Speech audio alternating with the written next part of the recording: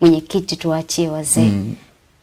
Shida ni iko. Nadhani pamoja na kwamba tumekuwa na hamasa kubwa vijana ya kuingia katika nafasi za uongozi, lakini bado kuna baadhi ya maeneo ni kama hamasa haijajengwa kwa ukubwa wake, na eneo mojawapo ni hilo la nafasi za serikali za mitaa, na nadhani ni kwa sababu ya taratibu zetu tulizozizoea, kwamba mara nyingi viongozi wa serikali za mitaa wanashughulikia mambo ya kawaida kwa asilimia kubwa.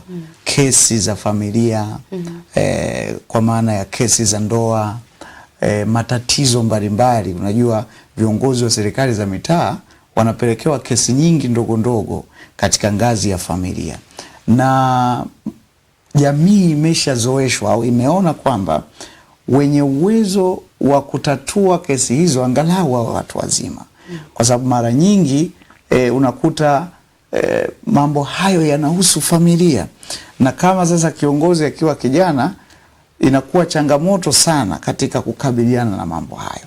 Lakini jambo hili si kweli, kwa sababu vijana wana uwezo pia, kwa sababu mwenyekiti wa serikali za mitaa anaweza kutatua matatizo ya kikesi na changamoto mbalimbali katika eneo lake kupitia taratibu za kisheria.